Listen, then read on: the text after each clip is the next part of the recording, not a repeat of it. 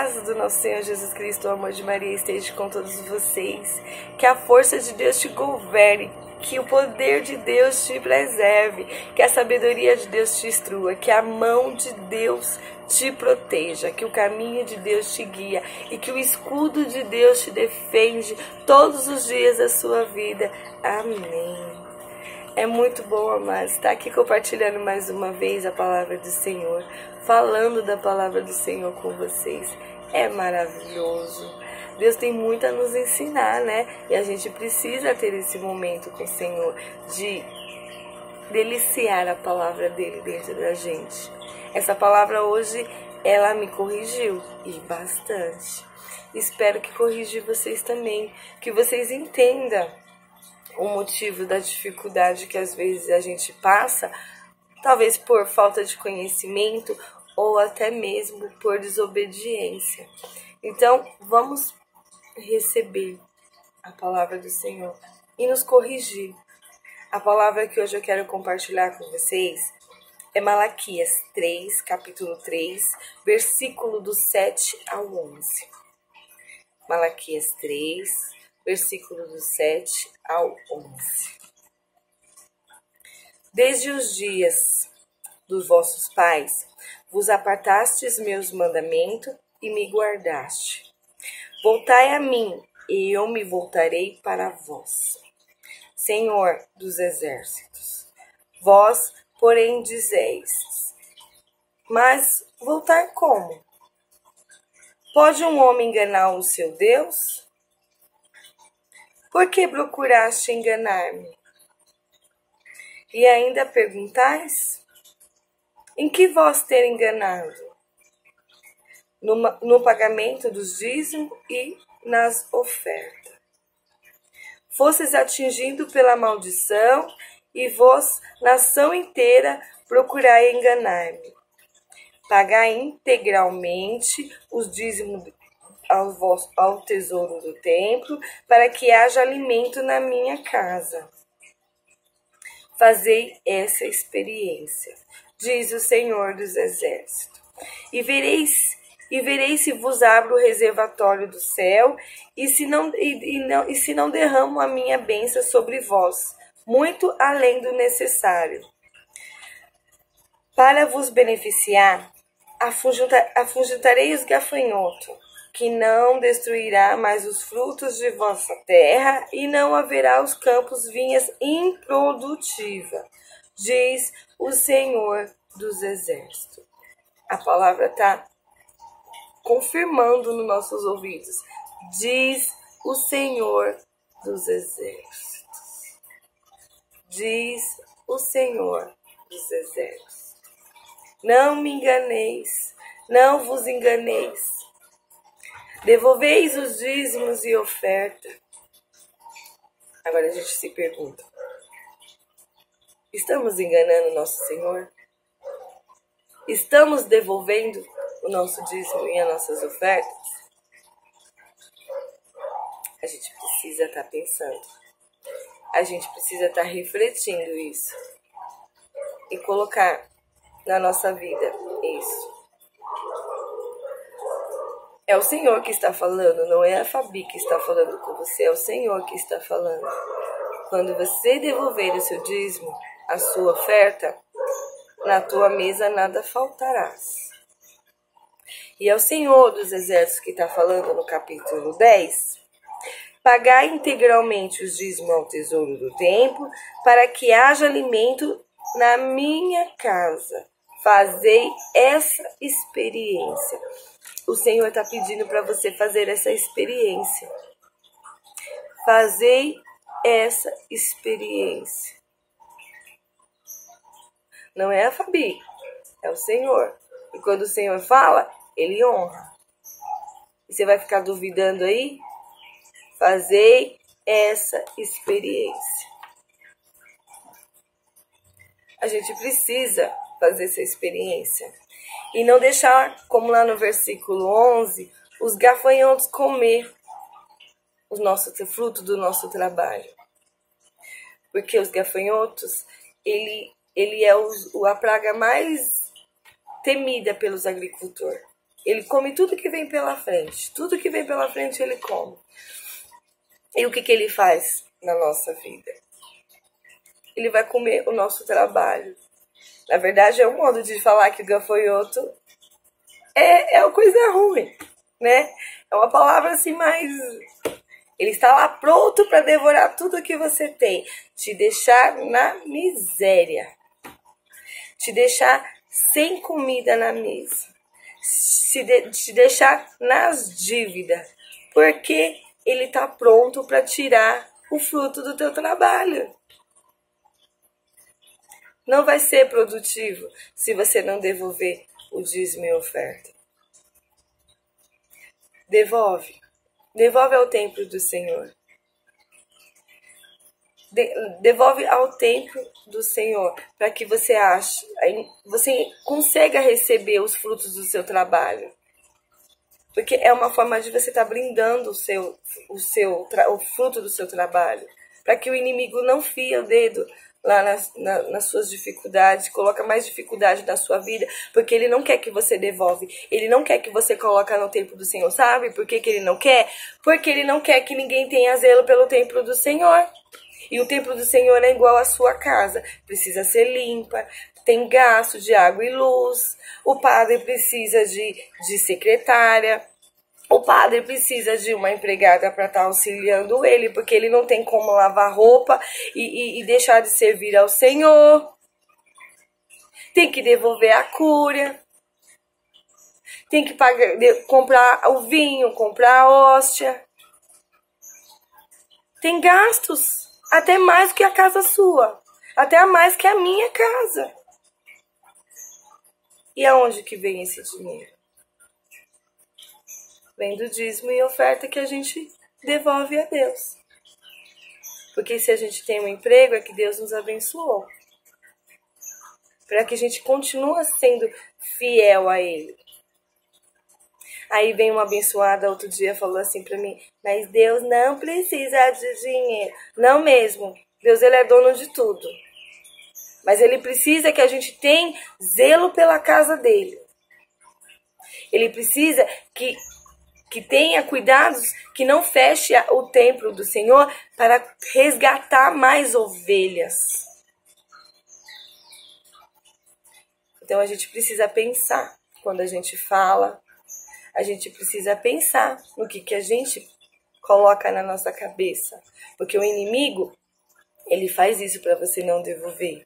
Sabe por quê? Porque é uma forma de ele colocar as mãos nas suas finanças e te ver na depressão. Porque você perdeu o emprego, porque você está em dívida. Porque muitos irmãos estão na depressão porque se sentem incapazes de pagar as suas contas, de colocar comida na mesa. Meus irmãos, é isso que o inimigo faz. Ou ele, primeiro, mexe com a sua família, ou ele mexe com a sua finança. Porque ele sabe que a pessoa vai cair na depressão, vai ficar triste. Então, meus irmãos, se direcione hoje. Ai, eu tenho pouco, minha irmã. Ai, que bom. Agradece e louve a Deus. Amanhã vai ter mais. A gente precisa começar a abençoar o pouco que a gente tem para que sim seja multiplicado. A gente precisa abençoar o que a gente tem para que a gente fique abençoada com as coisas que a gente tem. Então a gente precisa se direcionar. A gente precisa olhar o que a gente está fazendo. Se a gente está sendo correto com o Senhor. Se a gente está devolvendo. Se você não tem nenhum templo onde você vai, se você não tem uma religião, pega lá as suas primícias, dá para um morador de rua, dá para uma instituição de caridade, ajuda as obras do Senhor, ajuda a resgatar ovelhas para o pastor. E não deixa que o inimigo consuma o seu trabalho. Não deixe que o inimigo consuma o que você trabalhou com esforço. E se dê de coração. E dê com alegria. A gente precisa entender que a gente não está dando, a gente está devolvendo. E que não vai faltar, porque o Senhor está falando. Não vai faltar na tua mesa. Os gafanhotos não vai vir. As suas vinhas não vai ser improdutiva. A gente precisa confiar que o Senhor vai abençoar e vai trazer o que é necessário, porque Ele está falando, eu vou te dar o que é necessário, além do necessário, porque você está doando de coração. Lá em a carta de São Paulo aos Coríntios, fala que Deus ama quem dá com alegria. A gente precisa fazer as coisas com alegria, sem medo. Eu vou dar um testemunho para você de mim. Por isso que eu falo para você, a palavra me ensina também todos os dias. Eu fiquei 3 meses sem devolver o dízimo para o Senhor. Foi os piores 3 meses da minha vida. Foi os piores. Eu fiquei desempregada. Aí não devolvia para o Senhor. Aí aquele pouquinho que tinha já foi apertando para não devolver ao Senhor. No segundo mês também fui chegando dívida, chegando conta que não sei de onde, parece que brotava a conta, sabe? De repente começou televisão queimar, micro-ondas queimar, lâmpadas queimar. Começou a vir um monte de despesa. Porque o inimigo faz isso. Ele vai colocando a mão nas coisas, vai destruindo para que você tenha mais conta, mais vai gastando seu dinheiro desnecessário. Porque é isso, que quando a gente não devolve para o templo do Senhor, a gente vai ter que devolver em outras coisas. Quando não é para farmácia, porque aí começa a vir um monte de doença, gripe, um monte de coisas ruins. Ele é assim que ele age. Então fica esperto, viu, meus irmãos? Fique esperto, que o inimigo ele não é criativo, não. Ele sempre faz as mesmas coisas. O que é na minha casa é na sua também. Então, vamos ficar esperto. Quando começar a queimar as coisas, aí você vai glorificar a Deus. Senhor, meu Deus, coloque em tuas mãos. E vê o que se você não está devolvendo. Não tem o dízimo hoje, faça o seu ofertório a Deus. E comece a colocar na mão do Senhor, porque é isso que ele começa a fazer. Começa a queimar as coisas, começa a quebrar as coisas, para que você comece a se endividar, a entrar numa bola de neve de conta. E é isso que aconteceu comigo. No segundo mês eu já estava com dívida, no terceiro mês eu já estava que não tinha nem como tirar R$1 do bolso, porque eu estava sem nada. E teve um dia que eu estava lendo a palavra e saiu logo essa palavra, né? Malaquias 3. E eu falei, eu preciso mudar de vida.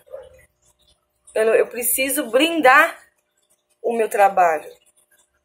Eu preciso.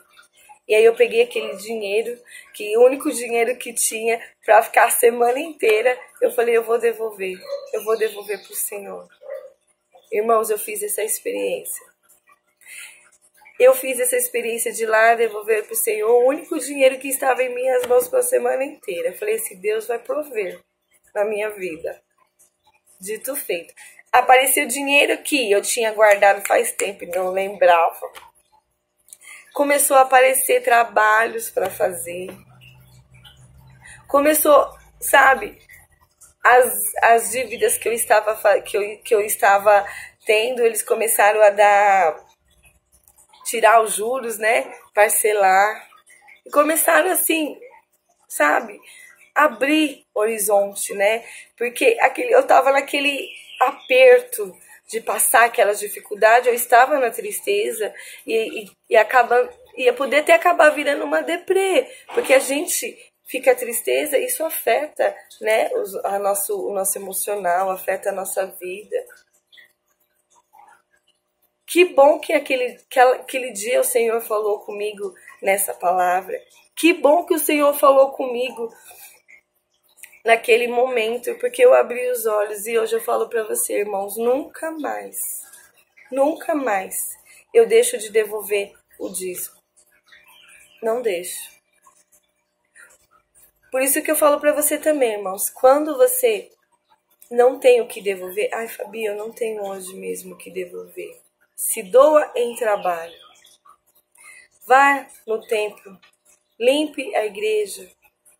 Vai, ajuda dentro da comunidade. E fala, Senhor, nesse momento eu não tenho o que te devolver. O Senhor sabe a minha situação, porque o Senhor sabe a situação que a gente está vendo. Ele está vendo se a gente está enganando ou não. Então, Ele sabe a nossa situação. Senhor, eu não tenho hoje o que dar, mas eu vou me doar em trabalho.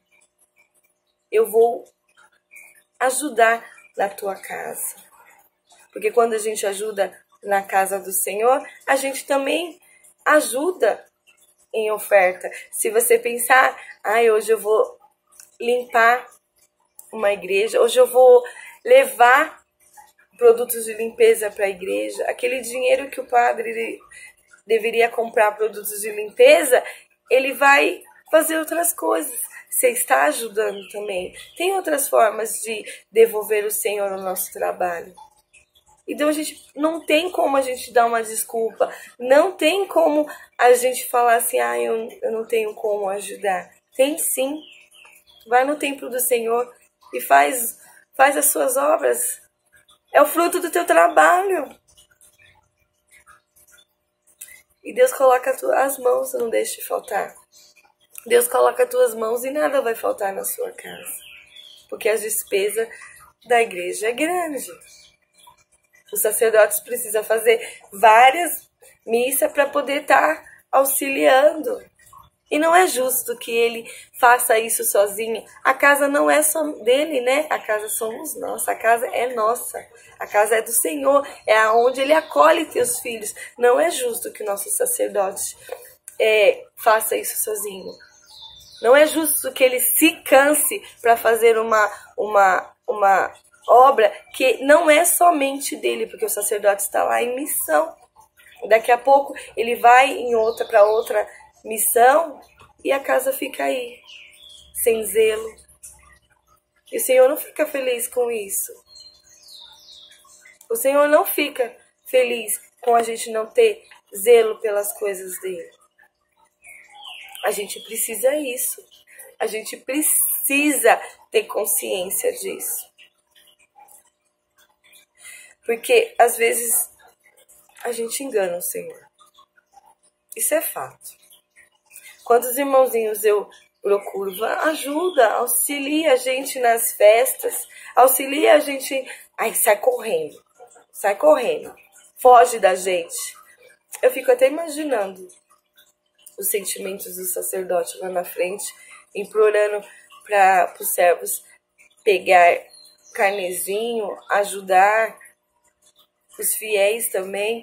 Eu fico imaginando, é um sentimento muito ruim, porque é muito ruim você levar um não, sabendo que não é um não para você, é um não para Deus, né?